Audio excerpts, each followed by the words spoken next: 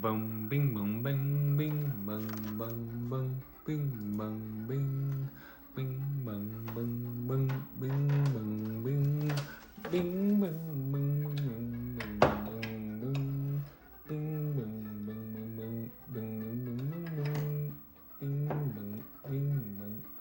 bum, bing, bum, bum, bum, bing, bum. So guys, vote for the next one. What's it gonna be? What's it gonna be? What's it gonna be?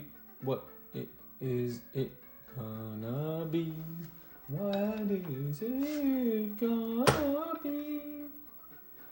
What is it gonna be? What is it gonna be? What is it gonna be? What is it gonna be? What is it gonna be? Bing, bing, bing, bing, bing, bing, bing.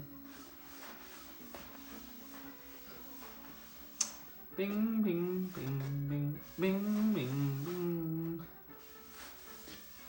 Bing, bing, bing.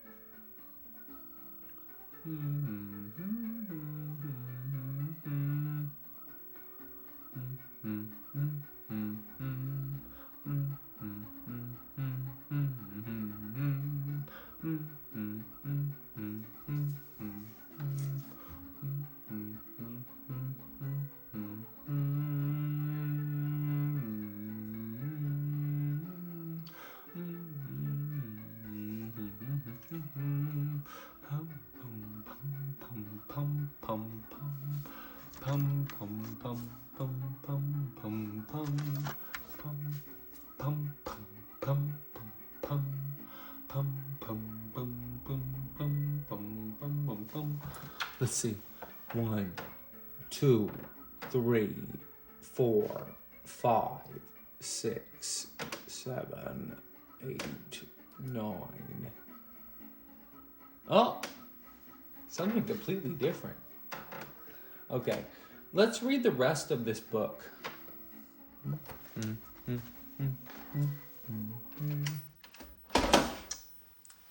Let's read the rest of this book. Honestly.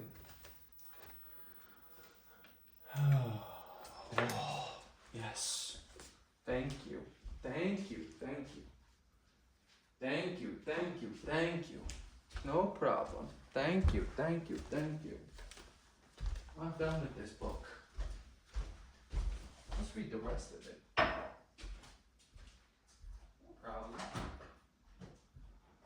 Let's read the rest of this book.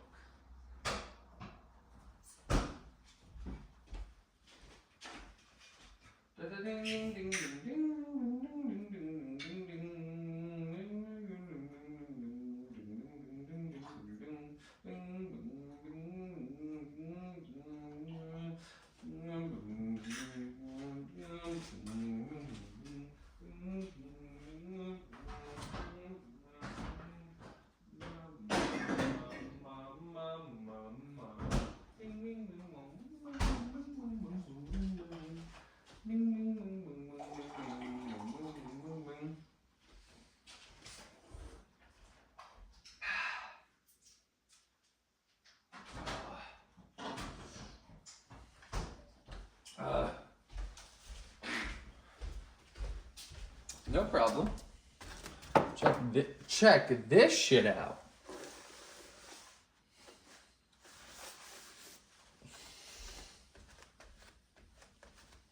Check this shit out.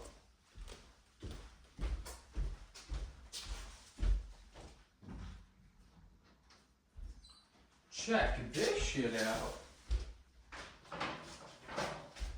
Watch. Well,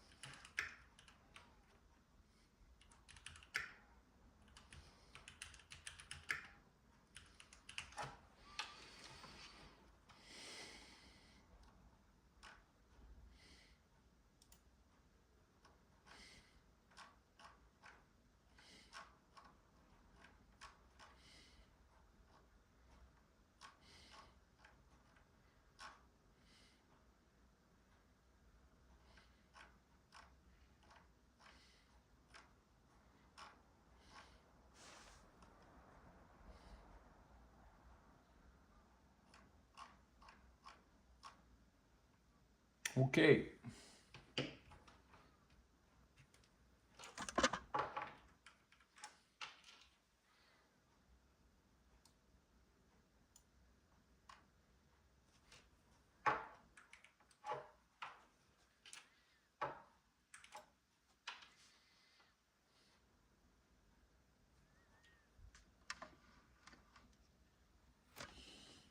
Oh no, not sticky. Why is it sticky? Anyway.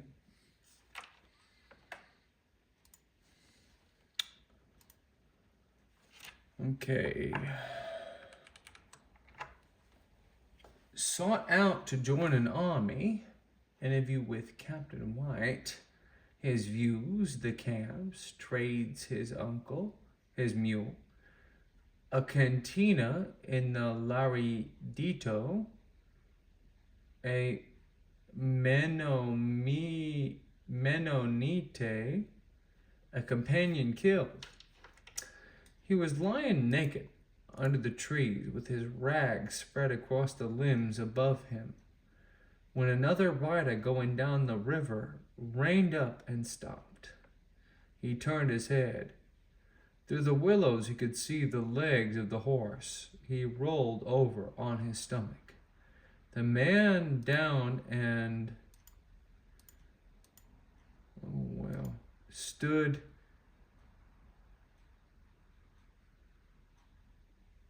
beside the horse.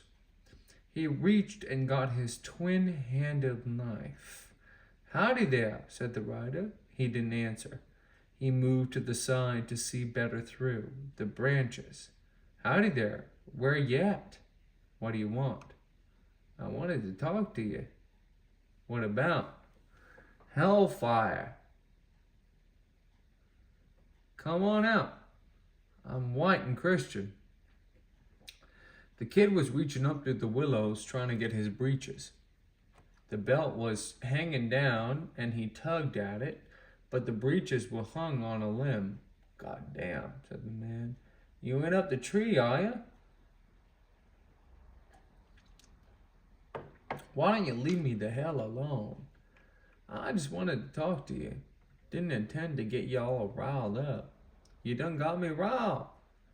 Was you the fella that in the Mexer's head yesterday evening? I ain't the law." "Who wants to know?" "Captain White.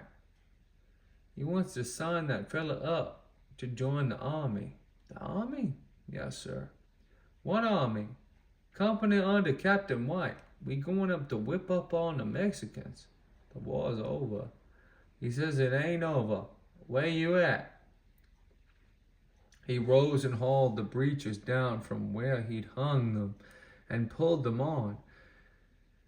He pulled on his boots and put the knife in the right boot leg and came out from the willows, pulling on his shirt. The man was sitting in the grass with his legs crossed. He was dressed in buckskin, and he wore a plug hat of dusty black silk, and he had small Mexican cigar in the corner of his teeth. When he saw what clawed its way out through the willows, he shook his head. "Kindly fell on hard times, ain't you, son?" he said. "I ain't just fell on no good ones." "You ready to go to Mexico?" "I ain't lost nothing down there." "It's a chance for you to raise yourself in the world. You best make a move some way or another 'fore you got go plumb in yonder." "What did they give ye?" "Every man gets a horse and his ammunition. I reckon we might find some clothes in your case." "I ain't got no rifle." "Well, find ye one." "What about wages?" "Hellfire, son. You won't need no wages. You get to keep everything you can raise. We going to Mexico, spoils of war, and a man in the company won't come out a big landowner. How much land you own now? I don't know nothing about horse soldering. The man eyed him. He took the unlit cigar from his teeth and turned his head and spat and put it back again. Where are you from? He said. Tennessee. Tennessee? Well, I don't misdoubt, but what you can shoot a rifle. The kid squatted in the grass. He looked at the man's horse. The horse was fitted out in tooled leather and worked silver trim. It had a white blaze on its face and 4 white stockings, and it was cropping up great teethfuls of the rich grass. Where you from? Said the kid. I've been in Texas since '38. If I not run up on Captain White, I don't know where I be this day. I was a sorry sight even then when you are, and he coming along, and he raised me up like Lazarus. Set my feet in the path of righteousness. I done took to drinking and whoring till hell wouldn't have me. He seen something in me worth saving, and I see it in you. What do you say? I don't know. Just come with me and meet up the captain. The boy pulled the haulms of grass. He looked at the horse again. Well, he said, don't reckon it hurt nothing. They rode through the town with the recruiter splendid on the stocking-footed horse, and the kid behind him on the mule like something he'd captured. They rode through the narrow lanes where the wattled huts steamed in the heat. Grass and prickly pear grew on the roofs, and goats walked about on them, and somewhere off in that squalid kingdom of mud, the sound of little death bells tolled thinly. They turned up Commerce Street through the main plaza among rafts of wagons, and they crossed another plaza where boys were selling grapes and figs from the little trundle carts. A few bony dogs slank off before them. They rode through the military plaza, and they passed a little street where the boy and the mule had drunk the night before, and there were clusters of women and girls at the well in many shapes of wicker-covered clay jars standing about. They passed a little house where women inside were wailing, and the little cart stood at the door with the horses patient and motionless in the heat and the flies. The captain kept quarters in a hotel on a plaza where there were trees and a small green gazebo with benches. An iron gate at the hotel front opened into a passageway with the courtyard at the rear. The walls were whitewashed and set with a little ornate colored tiles. The captain's man wore carved boots with tall heels and rang smartly on the tiles on the stairs ascending from the courtyard to the rooms above.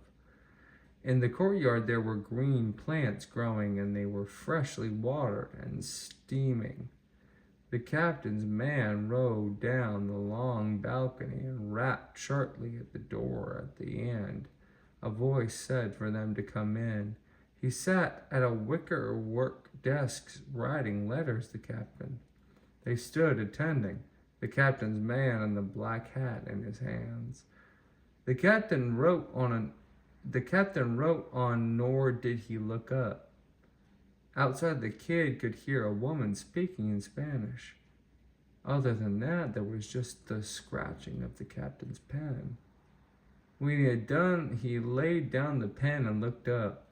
He looked at his man, and then he looked at the kid, and then he bent his head and read what he had written. He nodded to himself and dusted a letter with sand from a little onyx box and folded it. Taking a mat from the box, and then on the desk, he lit it and held it to the stick of sealing wax until a small red medallion had pooled onto the paper. He shook out the match, blew briefly at the paper, and knuckled the seal with his ring. Then he stood the letter between two books on his desk and leaned back in his chair and looked at the kid again. He nodded gravely. "Take seats," he said. They eased themselves onto a kind of settle made from dark wood. The captain's man had a large revolver at his belt, and he hitched the belt around so that the piece lay cradled between his legs. He put his hat over it and leaned back. The kid folded his bust boots one behind the other and sat upright. The captain pushed his chair back and rose and came around the front of the desk. He stood there for a measured minute, and then he hitched himself on the desk and sat his boots dangling. He had gray in his hair and in the sweeping mustaches that he wore, but he was not old. "So you're the man," he said. "What man?" said the kid. "What man, sir?" said the captain's man. "How old are you, son?" 19. The captain nodded his head. He was looking the kids over. "What happened to you?" "What?" "Say, sir," said the recruiter. "Sir?" "I said, what happened to you?" The kid looked at the man sitting next to him. He looked down at himself and he looked at the captain again. "I was fell on by robbers," he said. "Robbers," said the captain. "Took everything I had. Took my watch and everything." "Have you got a rifle?" "Not no more, I ain't." "Where was it you were robbed?" "I don't know. They wasn't no name to it. It was just a wilderness." "Where were you coming from?" "I was coming from Nacogdoches?" "Yep. Yes, sir. Yes, sir." "How many were there?" The kid stared at him. "Robbers." "How many robbers?" "7 or 8, I reckon. I got busted in the head with a scantillon." The captain squinted one eye at him. "Were they Mexicans?" "Some. Mexicans and niggers. They was a white or two with them. They had a bunch of cattle they stole. One thing they left me with was an old piece of knife I had in my boot." The captain nodded. He folded his hands between his knees. "What do you think of the treaty?" he said. The kid looked at the man on the settle next to him. He had his eyes shut. He looked down at his thumbs. "I don't know nothing about it," he said. "I'm afraid that's the case with a lot of Americans," said the captain. "Where are you from, son?" "Tennessee." "You weren't with the volunteers at Monterey, were you?" "No, sir." "Bravest bunch of men under fire I believe I ever saw. I suppose more men from Tennessee bled and died on the field in northern Mexico than from any other state. Did you know that?" "No, sir." "They were sold out, fought and died down there in that desert. And then they were sold out by their own country." The kid sat silent. The captain leaned forward. "We fought for it. Lost friends and brothers down there. And then God, if we didn't give it back to a bunch of barbarians that even the most biased in their favor will admit have no least notion of God's earth or honor or justice or the meaning of Republican government. A people so cowardly they've paid tribute 100 years to tribes of naked savages, given up their crops and livestock, mines shut down, whole villages abandoned, while the heathen horde rides over the land, looting and killing with total impunity. Not a hand raised against them. What kind of people are these? The Apaches won't even shoot them. Did you know that? They kill them with rocks." The captain shook his head. He seemed made sad by what he had to tell.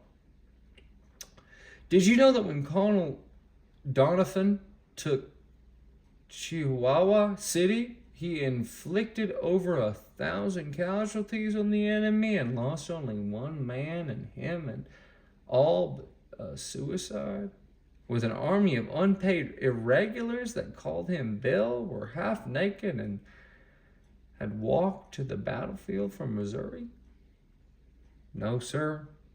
The captain leaned back and folded his arms. What we are dealing with, he said, is a race of degenerates. A mongrel race. A little better than niggers. Maybe no better. There is no government in Mexico. Hell, there is no God in Mexico. Never will be. We are dealing with a people manifestly incapable of governing themselves. And do you know what happens with people who cannot govern themselves? That's right. Others come in to govern for them. There are already some 14,000 French colonists in the state of Sonora. They're being given free land to settle. They're being given tools and livestock. Enlightened Mexicans encourage this. Paredes is already calling for a secession from the Mexican government. They'd rather be ruled by toad eaters than thieves and imbeciles. Colonel Carrasco is calling for American intervention, and he's going to get it. Right now, they are forming in Washington a commission to come out here and draw up the boundary lines between our country and Mexico. I don't think there's any question that ultimately Sonora will become a United States territory. Guaymas, a U.S. port. Americans will be able to get to California without having to pass through our benign sister republic, and our citizens will be protected at last from the notorious packs of cutthroats presently infesting the routes which they are obliged to travel. The captain was watching the kid. The kid looked uneasy. Son, said the captain, we are to be the instruments of liberation in a dark, troubled land. That's right. We are to spearhead the drive. We have the tacit support of Governor Burnett of California. He leaned forward and placed his hands on his knees. And we will be the ones who will divide the spoils. There will be a section of land for every man in my company, fine grassland, some of the finest in the world, a land rich in minerals, in gold and silver, I would say beyond the wildest speculation. You're young, but I don't misread you. I'm seldom mistaken in a man. I think you mean to make your mark in this world. Am I wrong? No, sir. No. And I don't think you're the sort of chap to abandon a land that Americans fought and died for to a foreign power.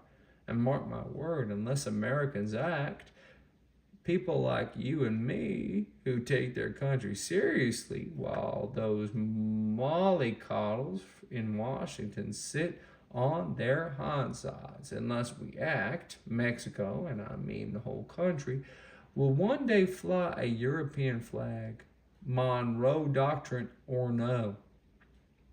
The captain's voice had become soft and intense. He tilted his head to one side and regarded the kid with some sort of benevolence. The kid rubbed the palms of his hands on his knees of his filthy jeans. He glanced at the man beside him, but he seemed to be asleep. What about a saddle? He said. Saddle? Yes, sir. You don't have a saddle? No, sir. I thought you had a saddle. A horse? A mule. I see. I got an old hull on the mule, but there ain't much left of it. Ain't a whole lot left of the mule, he said. I was gonna get a horse and a rifle. Sergeant Trammell did? I never promised him no saddle, said the sergeant. We'll get you a saddle. I did tell him we might find him some clothes, Captain. Right. We may be irregulars, but we don't want to look the boob tails, do we?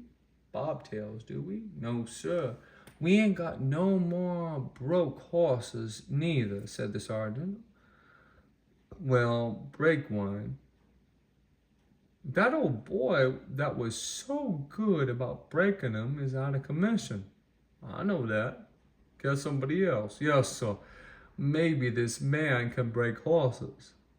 You never break horses? No, sir. Ain't no need to sir me, yes, sir. Sergeant, said the captain, easing himself down from the desk. Yes, sir, son this man.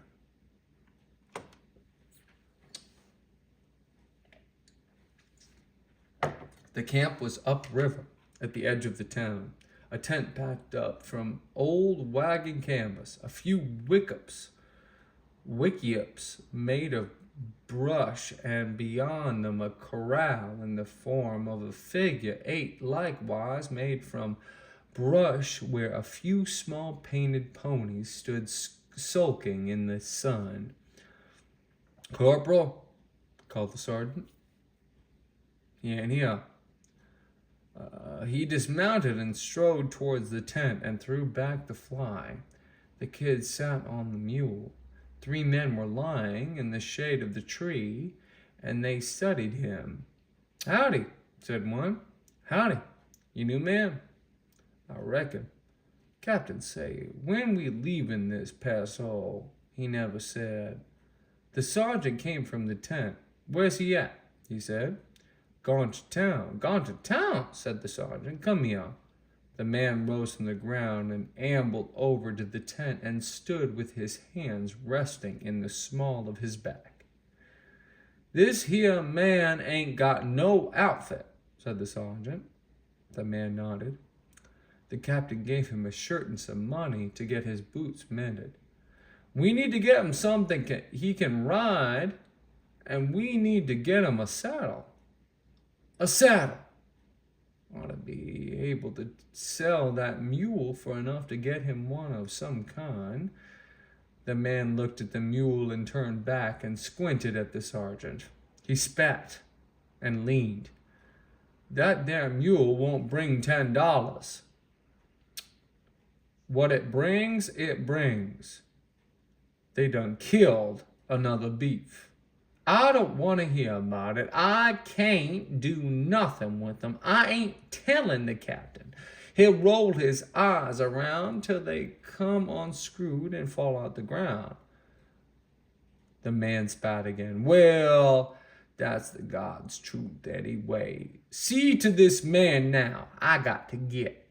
Well, ain't nobody sick, is they? No. Thank God for that. He stood up into the saddle and touched the horse's neck lightly with the reins. He looked back and shook his head. In the evening, the kid and 2 other recruits went into town. He bathed and shaved himself, and he wore a pair of blue cord trousers and the cotton shirt the captain had given him, and save for the boots, he looked a new man altogether. His friends rode small and colorful horses that 40 days ago had been wild animals on the plain, and they sheed and skittered and snapped like turtles. Wait till you get you one of those, said the second corporal. You ain't never had no fun. These horses is all right, said the other. There's 1 or 2 in there yet that might make ye a horse. The kid looked down at them from his mule. They rode either side like escorts, and the mule trotted with his head up, its eyes shifting nervously. They'll all stick your head in the ground, said the second corporal.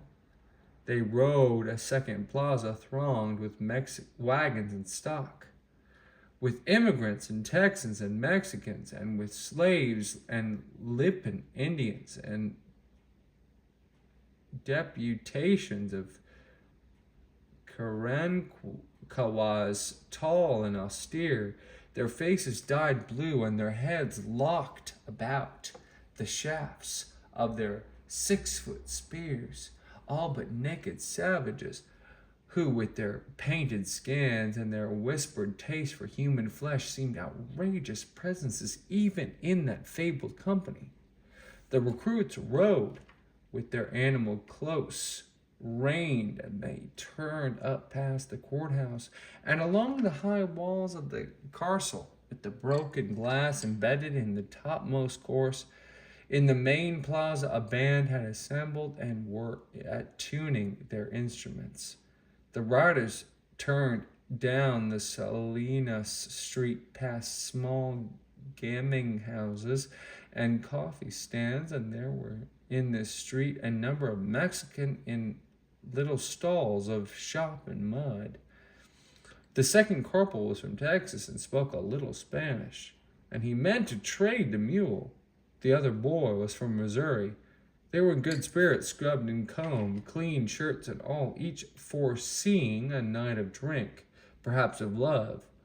How many youths have come home cold and dead from just such nights and just such plans?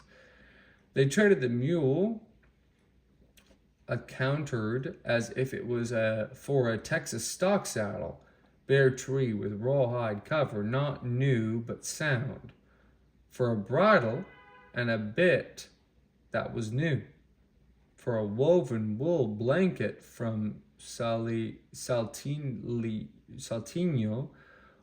was dusty new or not, and lastly, for a $2.50 gold piece. The Texan looked at this small coin in the kid's palm and demanded more money, but the harness maker shook his head and held up his hands in utter finality. "What about my boots?" said the kid. "Esos botas," said the Texan. "Botas? Si." He made sewing motions. The harnesser looked down at the boots. He cupped his fingers in a little gesture of impatience, and the kid took off the boots and stood barefoot in the dust. When all was done, they stood in the street and looked at one another. The kid had his new tack slung up on his shoulder. The second corporal looked at the boy from Missouri. "You got money, Earl?" "Not a copper cent." "Well, I ain't neither." "Well, might's well got our asses back to that hole of a misery." The kid shifted the weight of the gear on his shoulder. "We got this quarter eagle to drink up yet," he said.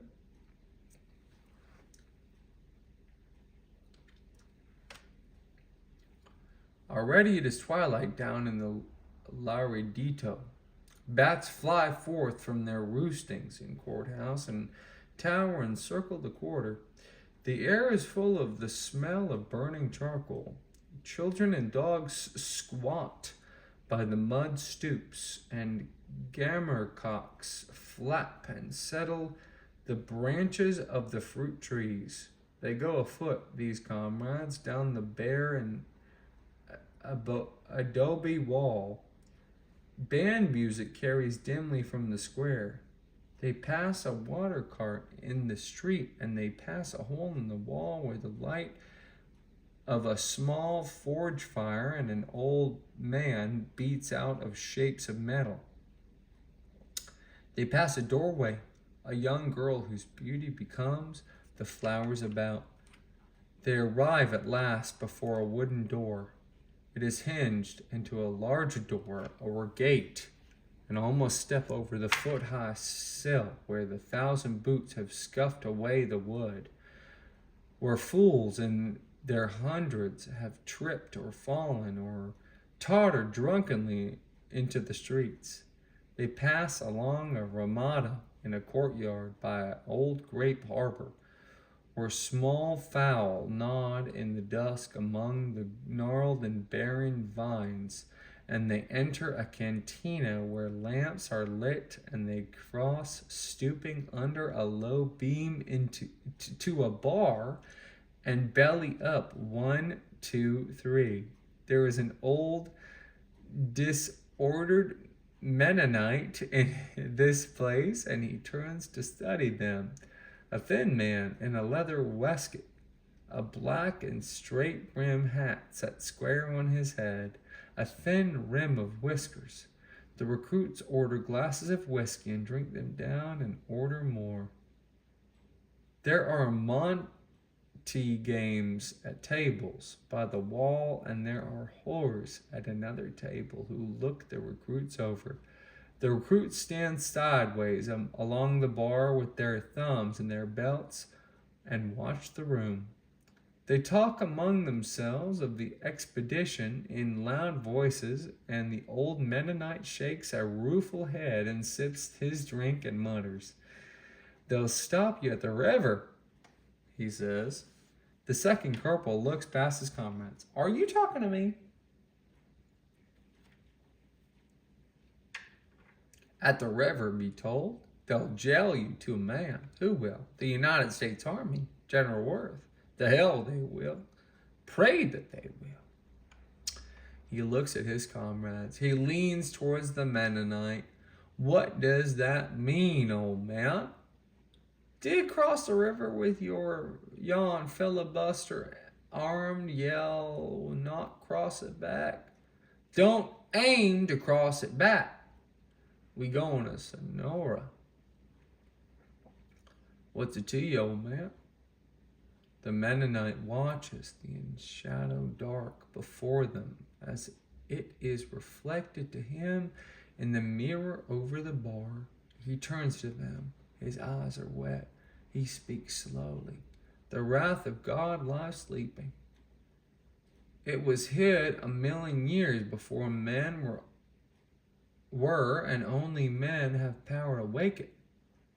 Hell ain't half full, hear me? You carry a war of a madman's making into a foreign land, you'll wake more than the dogs. But they berated the old man and swore at him until he moved off down the bar, muttering, and how else could it be? How these things end in confusion and curses and blood. They drank on, and the wind blew, and in the streets, and the stars that had been overhead lay low in the west, and these young men fell afoul of others, and words were said that could not be put right again. And in the dawn, the kid and the second corporal knelt over the boy from Missouri who had been named Earl, and they spoke his name, but he never spoke it back. He lay on his side in the dust of the courtyard. The men were gone. The horse were gone.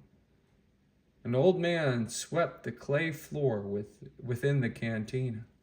The boy lay with his skull broken in a pool of blood. None knew by whom. A third one came to be with them in the courtyard. It was the Mennonite. A warm wind was blowing, and the east held a gray light. The fowls, roosting among the grape leaves, had begun to stir and call. There was no such joy in the tavern as upon the road thereto, said the Mennonite. He'd been holding his hat in the hands, and now he set it upon his head again and turned and went out the gate.